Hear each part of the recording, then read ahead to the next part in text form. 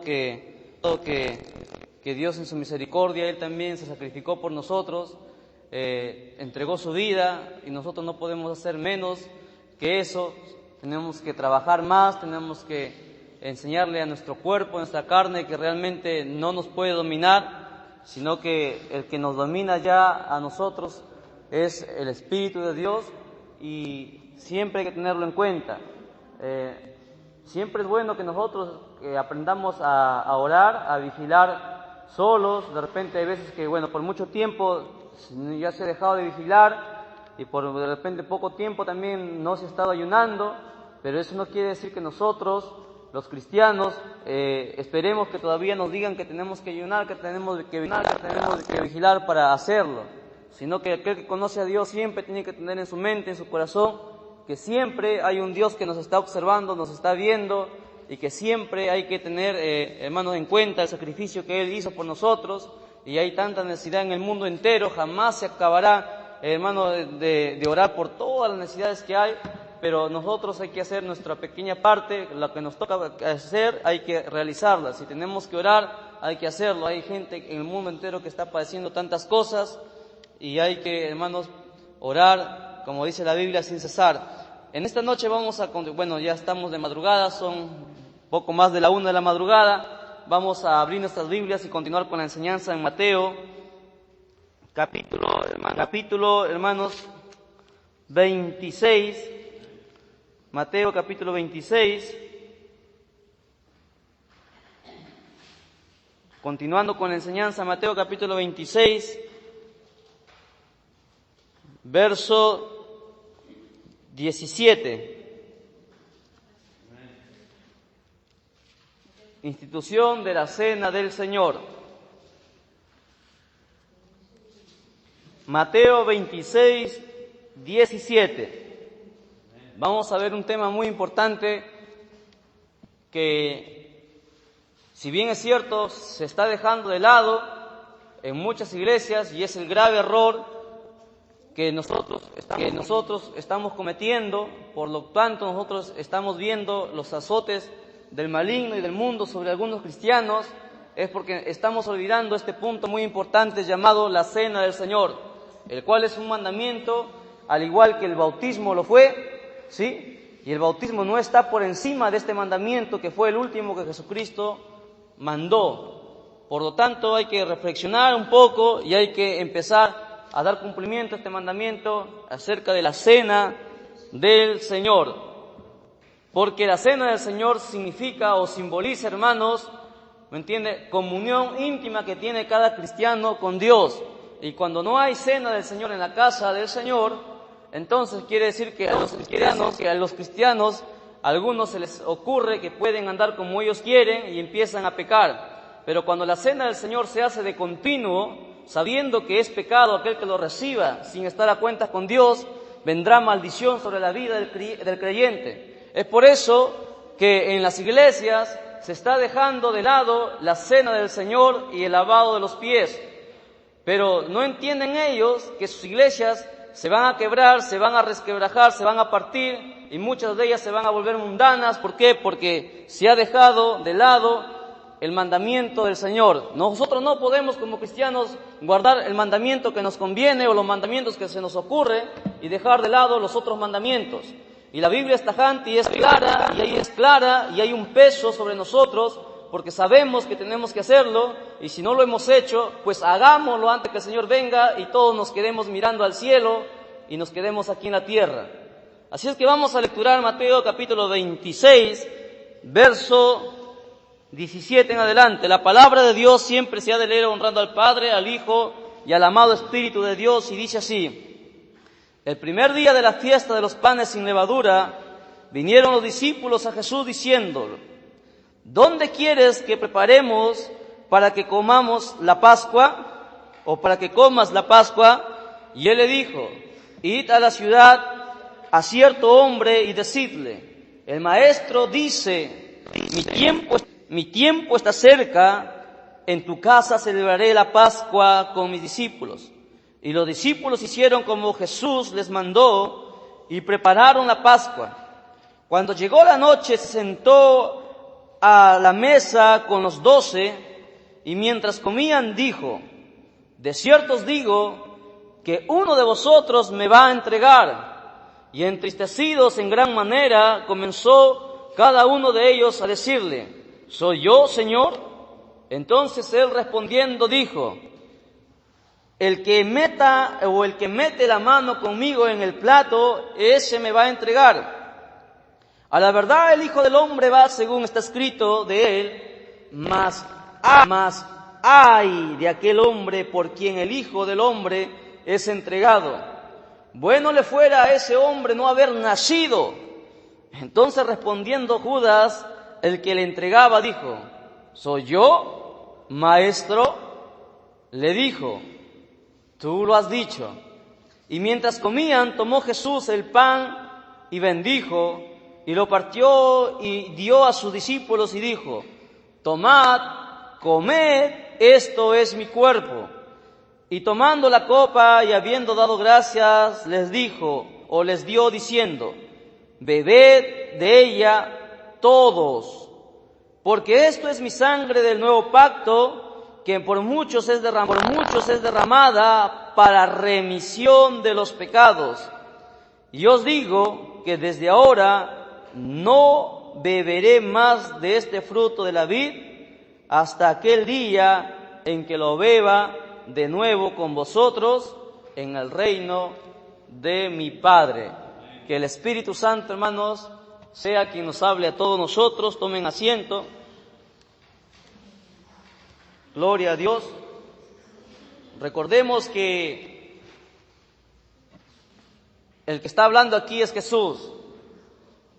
Hay algo también que tenía en el corazón ya por muchos días, en el cual estaba enseñando acerca, hay veces que se les pide a las personas que cuando se lea la palabra de Dios se pongan en pie.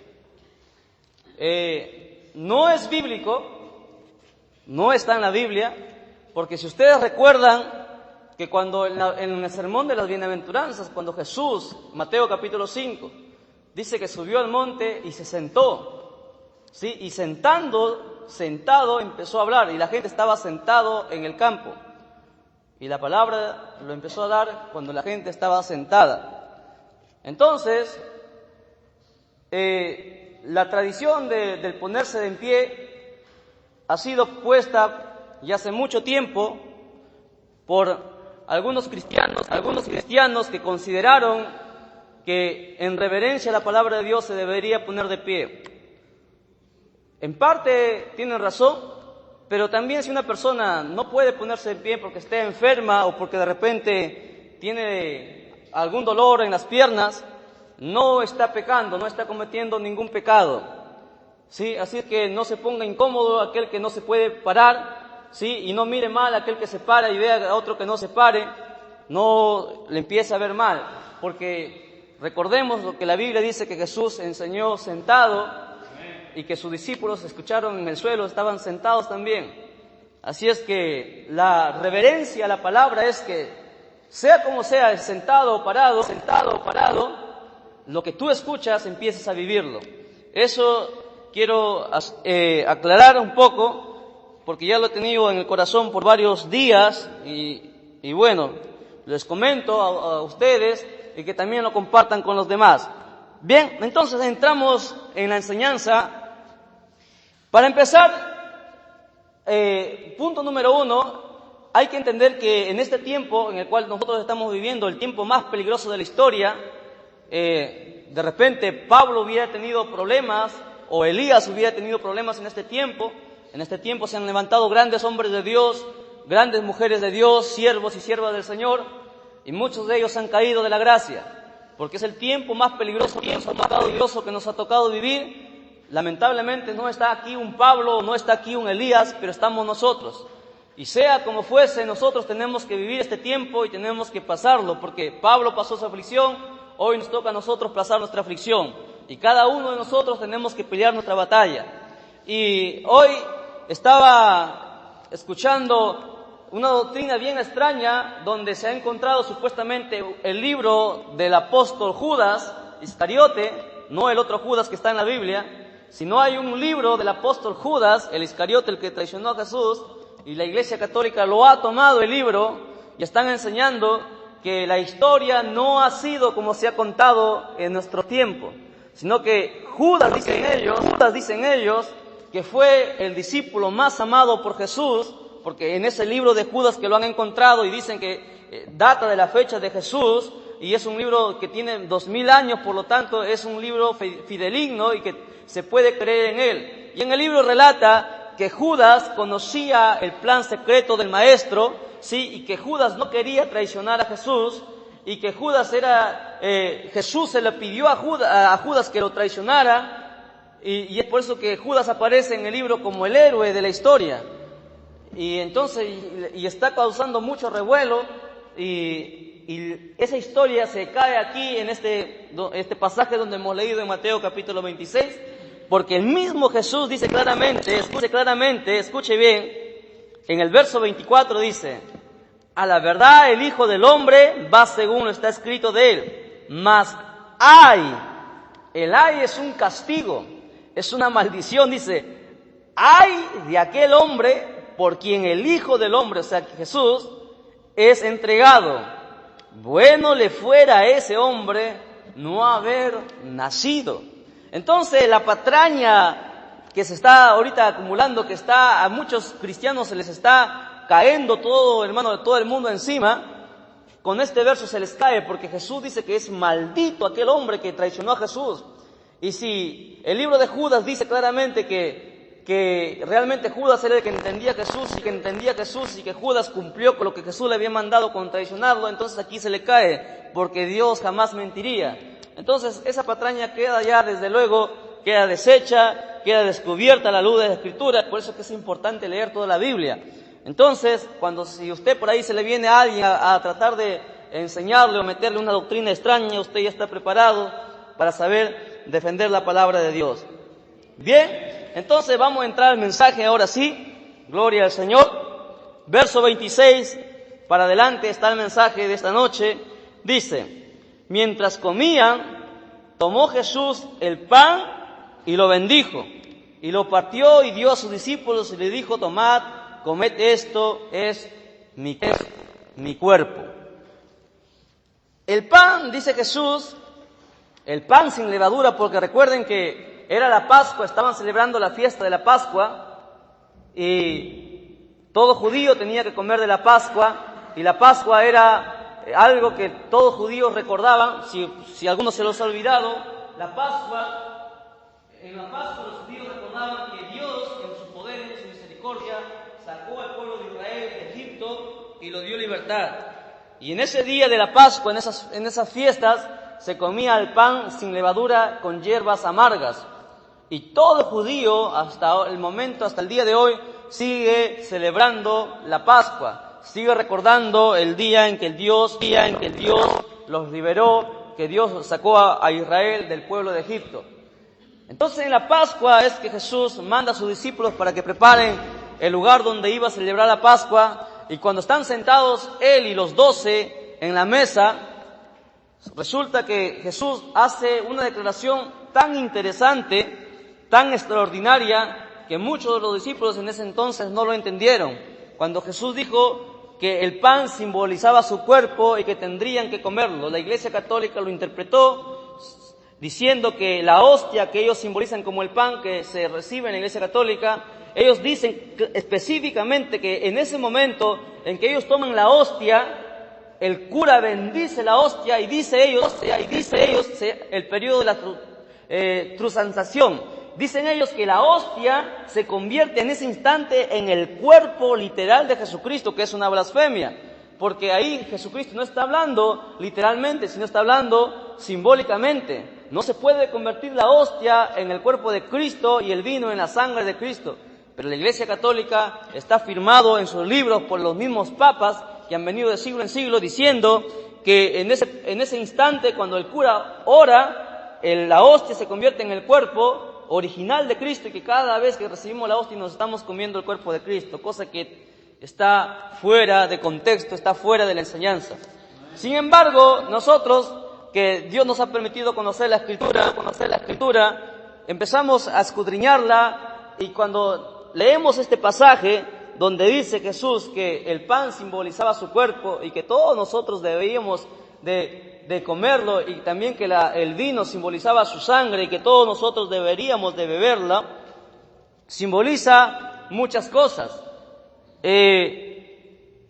Hay que tener en cuenta, hermanos, que si nosotros no celebramos la cena del Señor, está en Corintios, si nosotros lo buscan en Corintios, 1 Corintios, habla acerca de la cena del Señor, y es un mandato, ¿sí? El mandato que había dado Jesucristo, que deberíamos de celebrarla, deberíamos de celebrarla hasta el momento en que Él venga a llevar a su iglesia. El mandamiento mayor, ¿por qué? Porque cuando nosotros nos reunimos en la iglesia, en la casa del Señor, ¿sí? Y celebramos esta Santa Cena, llamada la Santa Cena, dice que estamos recordando la muerte, ¿sí?, de nuestro Señor Jesucristo.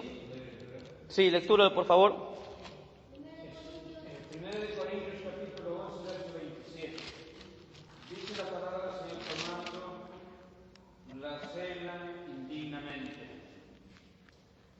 Para que lo entiendan, desde el 26 no va a dar un recuerdo, dice así pues todas las veces que comiere de este pan y bebiere de esta copa, la muerte del Señor anuncia, dice, hasta que Él venga. De Amén. manera que cualquiera dice que comiere de este pan o bebiere de esta copa del Señor indignamente, será disculpado del cuerpo y de la sangre del Señor. Amén, hasta ahí nada más. Solamente en el verso 26 está lo que les acabo de decir.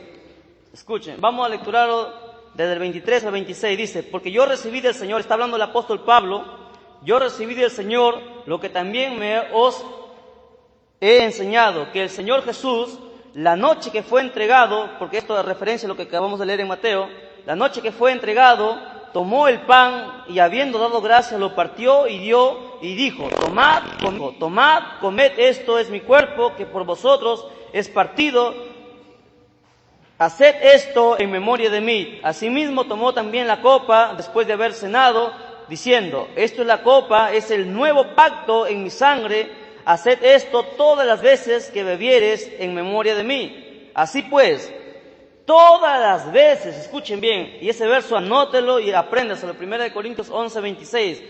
Todas las veces que comieres este pan y beberes esta copa, la muerte del Señor anunciáis hasta que Él venga. O sea, si nosotros no celebramos la Santa Cena, ¿qué quiere decir? Que nosotros no estamos esperando o anunciando que Él va a venir. Así de simple. ¿Sí? Nosotros decimos que Cristo venga, pero sin embargo no celebramos la Santa Cena.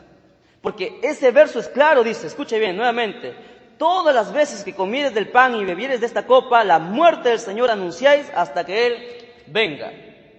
O sea, el mandamiento es el siguiente, que siempre tendríamos que realizar este evento, por decirlo así, siempre tendríamos que celebrarlo. ¿Por qué? Porque cada vez que lo hiciéramos, dice el apóstol, la muerte del Señor estamos anunciando.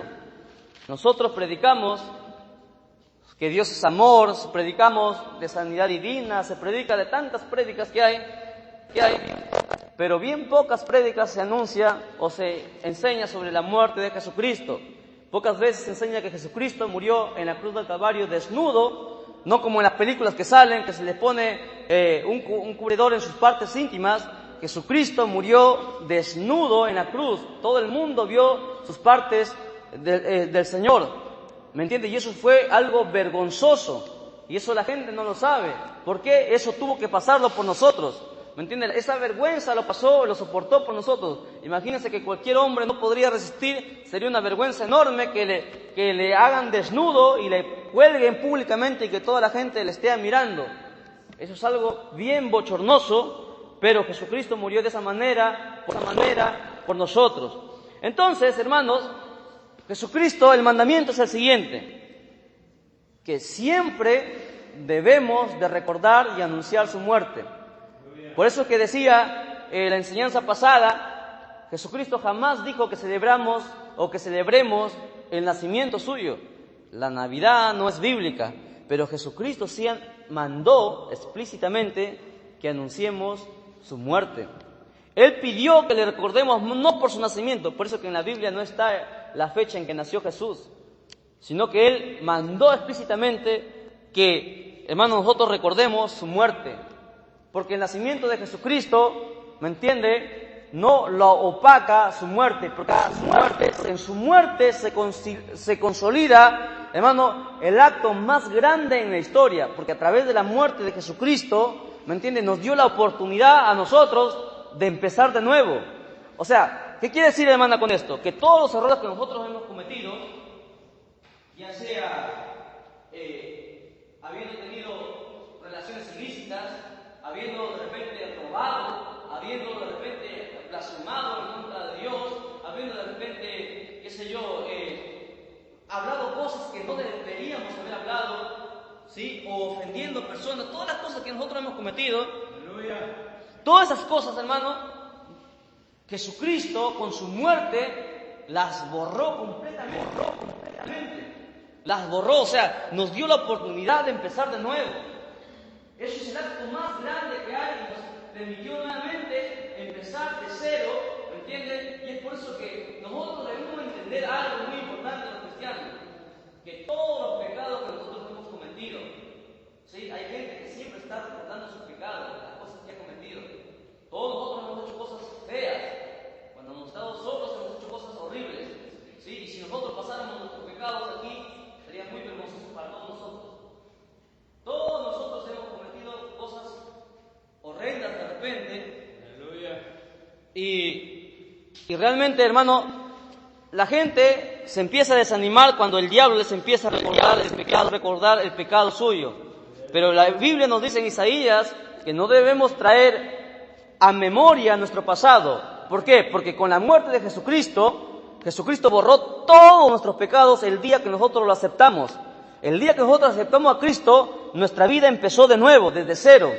¿Sí? Desde ahí se empieza a contar. O sea, usted jamás se ponga triste por las cosas que usted ha cometido.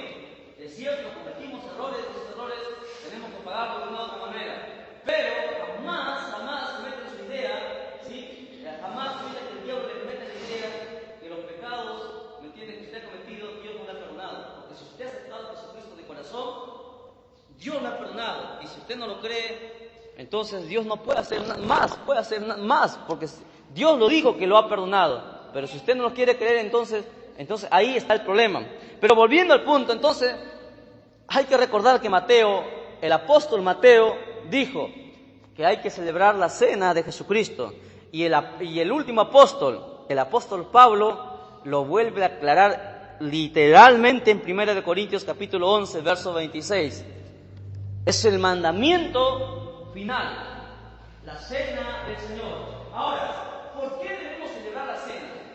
¿Por qué debemos hacerlo? Y vamos a ver por qué debemos hacerlo. Ahí en 1 Corintios 11, 27, adelante, vamos a leer 1 Corintios 11, 27, vamos a ver por qué debemos hacerlo y por qué muchas iglesias no lo practican. ¿Sí? Muchas iglesias no lo están practicando. Se les ha olvidado, se les ocurre bautizar, se les viene a la mente todas las cosas, ¿no? Pero se les olvida, creo yo, a mi entender, a lo que Dios me ha dado, ¿sí?, que la cena del Señor es un acto muy importante. Yo creo que es un acto más importante todavía que el bautismo, porque el bautismo se celebra una sola vez, el bautismo en las aguas, pero la cena del Señor se hace constantemente. En la cena del Señor se evita que las iglesias se dividan. En la cena del Señor se evita la murmuración, desaparece el chisme, desaparece el bochinche, desaparece cosas que no debe acontecer en la iglesia. En la cena del Señor mueren todas esas cosas que el diablo quiere meter a la iglesia. Pero cuando no se celebra, entonces las iglesias tienen problemas. Vamos a verlo. 1 Corintios 11, 27 dice: de manera que cualquiera, escuche bien, Pablo está primero diciendo que hay que celebrar la cena del Señor, que debemos hacerlo, queramos o no queramos, tenemos que celebrarlo. Pero en el verso 27 dice, pero da una advertencia, hay una advertencia, de manera que cualquiera que comiere este pan está hablando del cuerpo de Jesucristo, o bebiere esta copa del Señor indignamente, indignamente es la palabra ahí, indignamente, o sea, que está en pecado, que no está a cuentas con Dios, está a cuentas con Dios. Si celebramos la Santa Cena y la persona está en pecado, no se ha reconciliado con Jesucristo, no se ha reconciliado con el Señor y come la Santa Cena, ¿qué pasa? Escuche, dice, será que culpado del cuerpo y de la sangre del Señor. O sea, si hermanos, si nosotros entramos a la Santa Cena en pecado, no habiéndonos reconciliado con Dios, y hay que tener en cuenta algo. Dice la Biblia, hijitos míos, si habéis pecado, abogado tenemos para con nosotros en el cielo, a Jesucristo el justo. Primera de Juan capítulo 2 verso 1. O sea, los pecados son perdonados. Todos nosotros los evangélicos cometemos pecados. ¿O no es así, hermana? ¿Fallamos o no fallamos? Fallamos. Tenemos tropezones. Algunos tienen tropezones más grandes todavía. Pero hay una diferencia. Hay una diferencia entre la persona del mundo que comete pecado y la persona que está en la iglesia que también se tropieza. La diferencia es enorme. La diferencia es que aquel que está en la iglesia, que realmente ha aceptado a Jesucristo, él sabe que lo que ha hecho está mal, es terrible, no está bien. Y no puede vivir tranquilo. Está atormentado, está dolido, se siente mal, se siente decaído, se siente terrible porque ha ofendido a Dios, sabe que está mal, no puede estar tranquilo. Entonces esa persona no aguanta más y se derrama en lágrimas delante de la presencia de Dios, porque aquel que peca y llama a Dios empieza a llorar. ¿Por qué? Porque ha ofendido a Dios. Sí, lo ha ofendido y llora y clama y ayuna y vigila: Señor, ten misericordia.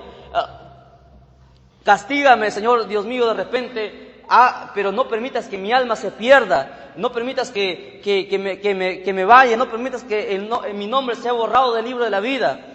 Haz, Señor, lo que tengas que hacer, pásame por el fuego, pero no permitas que yo me pierda. De repente, si el llamado que me has dado no soy digno, Señor, pero de repente sácalo de mí, pero no permitas que yo me pierda. Esa es la diferencia de un cristiano que está en la iglesia, que reconoce su pecado, va a Cristo, ¿sí? Le pide perdón, se arrepiente de corazón. Pero también hay otra cosa. La Biblia dice en Proverbios que aquel que confiesa sus faltas, ¿sí?, y se aparta, va a prosperar. O sea, no se trata que yo peco como cristiano, confieso mi falta y luego vuelvo a hacer lo mismo. Eso no es agradable a Dios. La idea es, ok, tú eres humano, tienes errores, puedes fallar de una u otra manera, pecas, te reconcilias con Dios, le pides perdón, clamas, empiezas a ayunar, empiezas a orar, y la otra vez que nuevamente vengas el diablo a tentarte o a hacerte caer, ya tú no le vas a dar rienda suelta a lo que el diablo quiere hacer contigo, sino que ya estás preparado. Recuerda que te has reconciliado con Dios y que ya no vas a volver a caer en esas cosas que tú has hecho. De repente has dicho una palabra ofensiva o has respondido feo a tu esposo, a tu esposa, o qué sé yo, has murmurado de algún hermano, alguna hermana. Sabes que no es agradable ante los ojos de Dios, porque la Biblia lo tilda eso como homicidio. La persona que murmura contra su hermano, contra su hermana, sí, que habla mal, dice la Biblia que es un homicida. Está en la Biblia. O sea, el hablar mal de un hermano, de una hermana, es homicidio ante los ojos de Dios. Y la Biblia dice que ningún homicida entrará al reino de los cielos. De esa manera se califica la palabra de Dios. Entonces, hay una gran diferencia entre la persona del mundo que peca, y a él le da igual, ¿no? O sea, puede estar con una y con otra mujer y él, su vida es normal. ¿Por qué? Porque no tiene temor de Dios, no conoce a Dios. Hay una gran diferencia. Entonces, escuche bien, dice en el verso 27,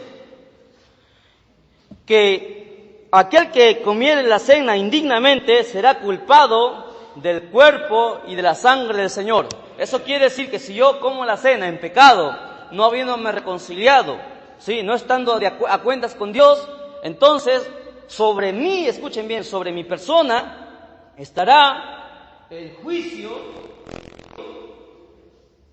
que pagarán las personas que colgaron a Jesús en la cruz del Calvario. Eso dice ese verso. Usted sabe lo que Dios va a hacer a aquellas personas, a los romanos que crucificaron a Jesús. Usted ni se imagina, la Biblia me enseña a mí que en el infierno hay lugares diferentes de castigo. En el infierno todas las personas no sufren igual, y en el lago de fuego no sufren igual, porque la Biblia dice: mayor será la condenación para ustedes, los de Sodoma y Gomorra. ¿Sí? O sea que hay lugares donde el castigo es peor, es más fuerte, es más fuerte. Entonces, imagínense lo que Dios va a hacer con los que crucificaron a su hijo. Hermana, usted por ejemplo pregúntese, ¿no? Tiene su hija, la ama, la quiere, su hijo. Imagínense que agarren a unos vagos, unos drogaditos y le matan a su hijo, ¿no? Le cortan el cuello, qué sé yo. En el dolor que nosotros sentimos, quisiéramos matar o hacer lo mismo de repente a aquella persona, porque eso sí será amado. Imagínense lo que Dios va a hacer con las personas que crucificaron a Jesucristo. Fue su único hijo. Imagínense lo que va a hacer. Ese mismo castigo para esas personas viene y va a ser para las personas que toman la cena del Señor indignamente.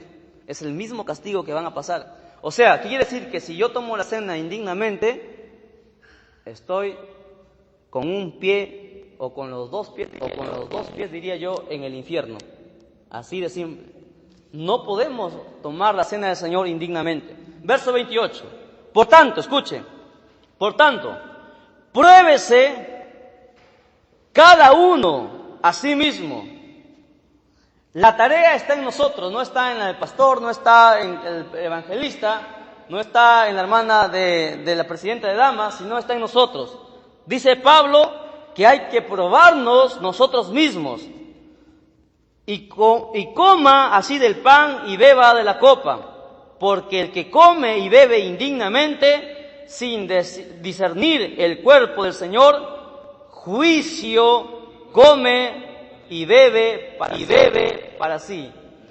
Juicio. Entonces esa partecita no les agrada a los pastores de las iglesias, no les agrada. Por eso es que no se realiza la Santa Cena en las iglesias. ¿Por qué? Porque a veces que los líderes están en pecado, los líderes, y no quieren celebrar la Santa Cena. ¿Por qué? Porque si se enseña esto y el líder puede ser mi persona, el presidente de jóvenes, yo sé por la Biblia que si yo tomo la Santa Cena y yo estoy en pecado y yo no me he reconciliado, no estoy de cuenta con Dios, yo sé a dónde voy a ir. Entonces, para un líder se da la Santa Cena y el líder no pasa y los demás miembros pasan a tomar la Santa Cena, es una vergüenza. Se sienten incómodos. ¿Cómo yo siendo líder no voy a tomar la Santa Cena? O sea, quiere decir que el líder está pecado. Por eso no se hace en las iglesias. Pregúntese en las iglesias aquí en San Pedro, ¿cuántas iglesias celebran la Santa Cena por lo menos una vez al mes?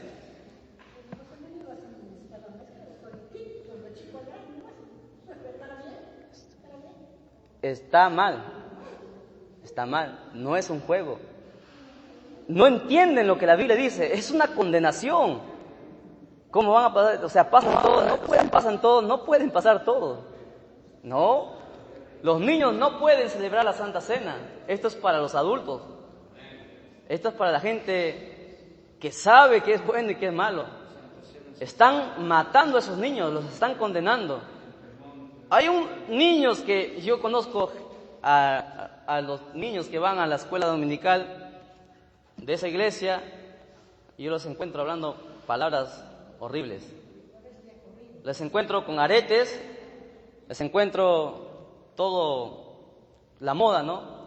Y si están celebrando la Santa Cena, Dios tenga misericordia, hermano, porque lo que Dios hará con los romanos que crucificaron a Jesucristo va a ser con esas personas que están recibiendo la cena del Señor indignamente. Esta Santa Cena no lo puede recibir Aarón, no lo puede recibir los niños, no puede recibir Gloria, no puede recibir Angie, solamente mayores. Los jóvenes que ya están maduros pueden recibir. No es para todos. No es para todos, porque todavía no tienen conciencia de lo que es bueno y es malo. Hay cosas que nosotros hacemos y algunos piensan que está bien y están mal delante de Dios. Hay que tener muy en cuenta eso. ¿Sí? Dice la Biblia, escuche bien, juicio. ¿Usted sabe qué es juicio? Ni idea tenemos de lo que es juicio. Juicio de Dios, Dios me libre. Mira, podemos tener que el diablo quiera hacer juicio contra nosotros, pero que Dios ponga juicio sobre nosotros, yo no sé, hermano. Mire, el verso 30, escuche, dice, por lo cual hay muchos enfermos y debilitados entre vosotros, y muchos duermen. ¿Qué pasa? Que cuando no celebramos la Santa Cena, hay enfermedad en las iglesias. La gente se enferma porque no hay Santa Cena. La gente se enferma porque está tomando la Santa Cena en vano. Está en pecado y está tomando la Santa Cena. Por eso que antes de celebrar la Santa Cena, ¿sí? Siempre, si usted empieza a leer y empieza a investigar anteriormente cómo se hacía, todos los primeros días del mes se enseñaba, los pastores enseñaban la Santa Cena. Era un mensaje que era todos los primeros días de cada mes. Y al final de cada mes celebraban su Santa Cena. Entonces la gente ya estaba advertida. La gente sabía que no podía entrar a comer la Santa Cena si estaba mal, si estaba en pecado. Y es por eso que las iglesias... ¿Cómo usted cree que el Evangelio llegó aquí a Perú, aquí a Chimbote? Las iglesias crecían. ¿Por qué? Porque tenían en cuenta este mandamiento. Estaban bien, estaban correctos. ¿Sí? O sea, tenían el deber de estar bien, de no pecar. Tenían el deber porque sabían que llegado el mes se iba a celebrar la Santa Cena. Y no podía, o sea, yo no podía pecar. Yo sé que se va a llegar el mes y voy a celebrar la Santa Cena. Yo no puedo entrar en cena, yo no puedo entrar en pecado. Entonces ahí se medía a los cristianos. Se los medía. Sí, se los medía. Entonces por ahí una hermanita tomaba la Santa Cena y la otra semana lo veíamos mal, muriéndose ya. Así es, hermano. Así es. Persona que toma la Santa Cena, aquí dice, enfermedad, dice. Yo no lo digo, ahí dice, hay muchos enfermos, por lo cual dice, hay muchos enfermos. O sea, la persona que entraba a tomar la Santa Cena, lo vemos en el hospital, ¿no? Ya partiendo. Para la gloria, no creo. Para el otro lado, sabía que esa persona iba a morir. Es por eso que usted ve que en el tiempo de Ananías y Zafira, una sola mentira, Dios los mataba. El Espíritu Santo, o sea, era terrible en ese momento. El Espíritu Santo estaba sobre cada persona y el Espíritu Santo, como es Dios, es la tercera persona de la divinidad, no soportaba el pecado, no soportaba la inmundicia, no soportaba la mentira. En aquel tiempo se decía, tú, están en pecado. Se decía. Y la gente tenía miedo de entrar a las iglesias cuando estaban mal. No iban a las iglesias. Porque se levantaba el pastor, se levantaba el predicador y decía, tú así directo, tú estás en pecado. Estás en pecado. Entonces, la gente no les quedaba otra que portarse bien, pues hermano, estaban a cuenta. Eran cristianos fieles. O sea, ya no había escapatoria, pero ahora no, cada uno hace lo que quiere, no se va a su casa, peca, y luego viene acá y un par de lagrimitas y ya está, piensa que ya está, cuando no es así. Es por eso que las iglesias están frías, están secas, no hay fuego, no hay dones. Hay un problema. La Santa Cena, vamos a recapitularlo, la Santa Cena tenemos que empezar a celebrarlo. Se va a dar enseñanza de la Santa Cena constantemente, se va preparando el pueblo, llegando el tiempo, todos tienen que pasar a recibir la Santa Cena.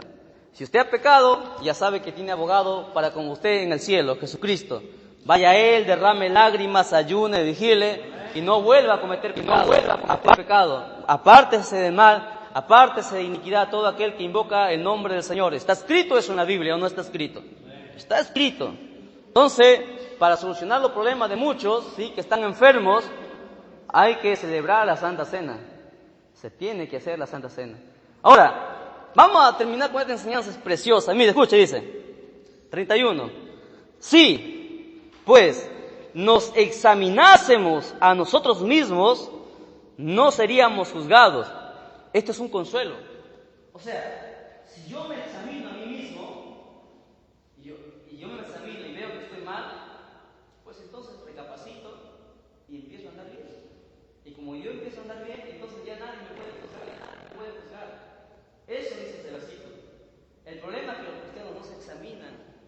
sí mismos. Cuando yo sé que no estoy en comunión con Dios, yo no quiero participar en nada, no quiero tener participación en nada. ¿Sí? Cuando yo sé que no he orado lo suficiente, o que de repente me he acostado a dormir sin orar, o que de repente le he dicho una palabra fuerte a mi esposa, o de repente he tenido una discusión en la oficina, que siempre por ahí pasa, ¿sí? En el trabajo el diablo se te quiere montar sobre ti, porque de una u otra manera el diablo siempre nos quiere hacer caer. Entonces, yo sé que no puedo participar en las cosas de Dios. No puedo hacerlo porque las cosas de Dios son sagradas. Entonces yo empiezo a orar, empiezo a tener comunión con Dios. Señor, perdóname, ten misericordia. Empiezo a ayunar en el trabajo, empiezo a orar, a derramar lágrimas. Cuando todos están durmiendo, cuando mi esposa duerme, cuando mi hija duerme, yo empiezo a reconciliarme con Dios, porque yo sé que Dios me está mirando. O sea, las cosas que yo puedo hacer muchas cosas en oculto, pero yo sé que Dios me está mirando. O sea, a Dios no se le escapa nada. Entonces, eso tenemos que tener en cuenta todos nosotros los cristianos. Todos nosotros tenemos que tener en cuenta eso. Examinarnos todos los días, constantemente examinarnos. Y luchar para, hermano, no estar en pecado. Porque sabemos, punto número 1, no vamos para el cielo. Punto número 2, maldición sobre nuestra vida. Punto número 3, no solamente maldición sobre nuestra vida, sino maldición también sobre nuestras familias. ¿Sí? Porque el diablo empieza a atacar, pero ese tema lo vamos a ver, escudriñar en otra enseñanza. Entonces, hay que tener en cuenta esto. Si nosotros nos examinamos a nosotros mismos, entonces ya no vamos a ser juzgados. O sea, alguien se va a levantar y no va a decir, hermano, tú estás en pecado. No, sino que vamos a estar bien en la iglesia. Entonces, la iglesia va a ser unánime, va a estar unida, va a tener fuego, y ya no vamos a necesitar estar tanto tiempo orando por alguien. Por ejemplo, tenemos aquí un problema que oramos, sí, tenemos que orar bastante tiempo para que Dios obre un milagro, pero si nosotros tuviéramos en el fuego, en toda la unción del Espíritu Santo, diríamos fiebre, sal, y tendría que salir, así de simple. Entonces, tenemos que recuperar esa autoridad que nosotros la iglesia hemos perdido. ¿Por qué? Muchas veces por ignorancia, muchas veces por negligencia, muchas veces porque, bueno, en fin, qué sé yo, no tenemos nuestra propia opinión. Y nuestra propia opinión en el camino de Dios no sirve. Aquí se toma en cuenta lo que la Biblia dice. Aquí mi opinión, la opinión de la cruz sale sobrando. Aquí la opinión que cuenta es lo que la Biblia dice.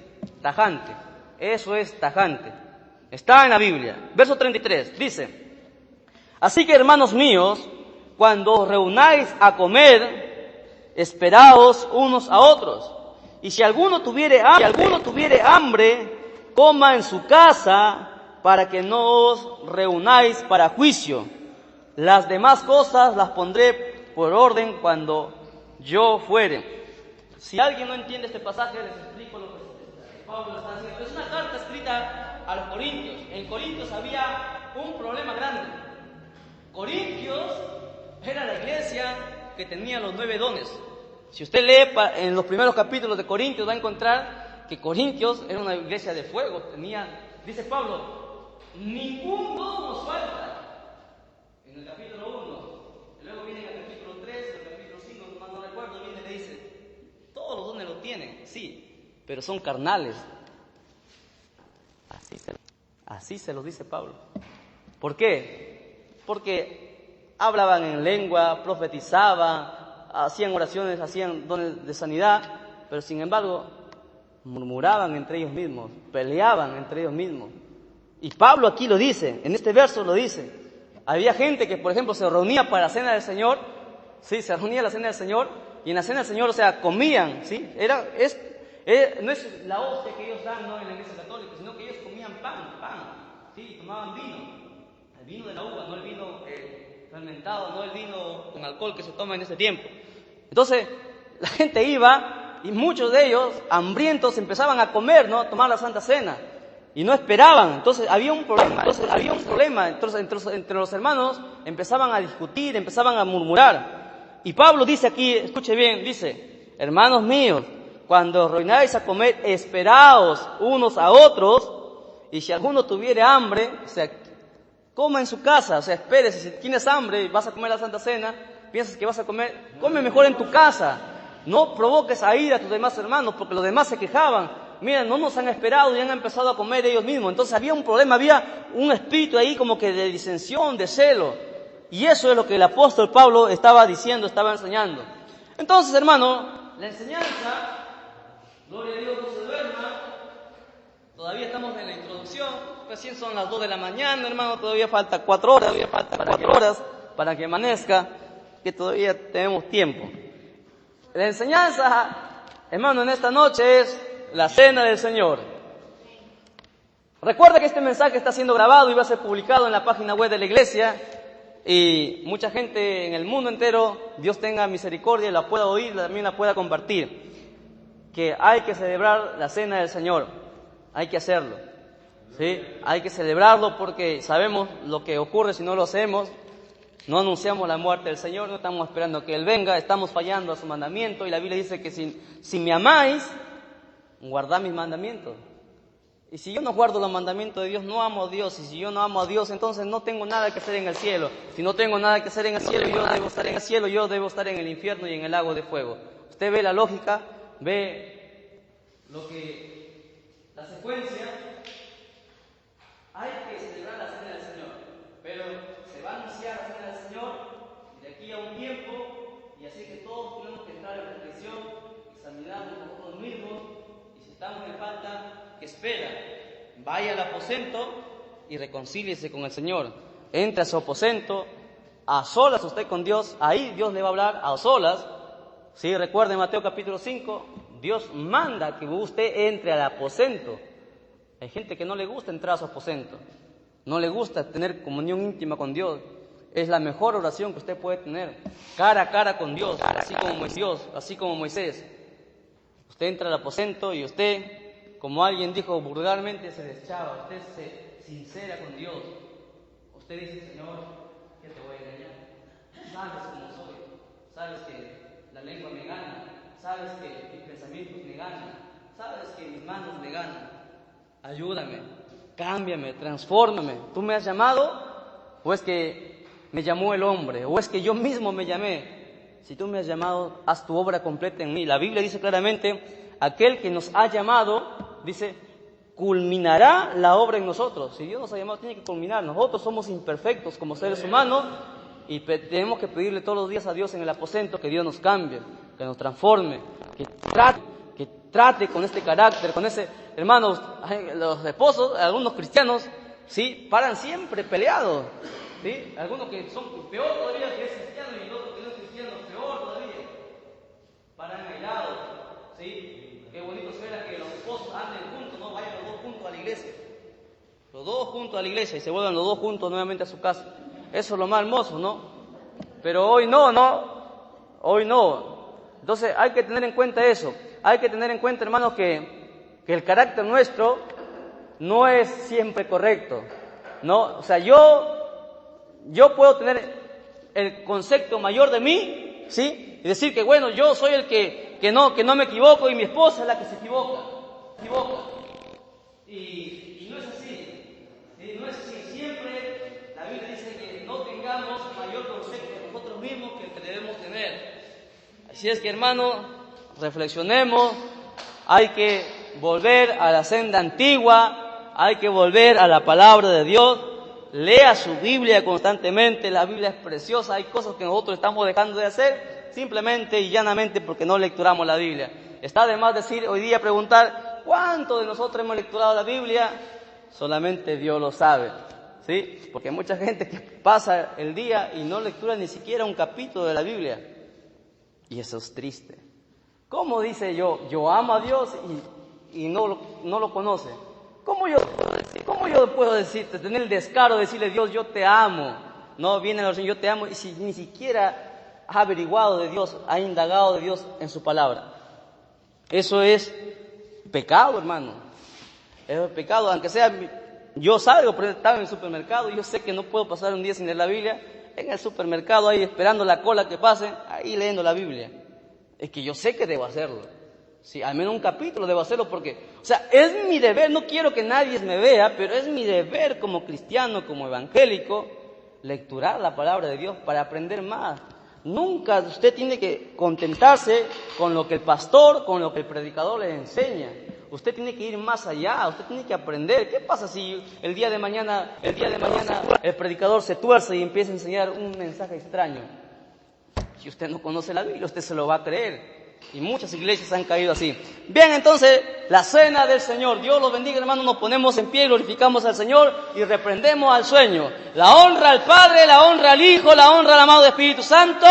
¡Gloria a Dios! ¡Gloria a Dios! ¡Gloria a Dios! Fuerte las palmas al Señor.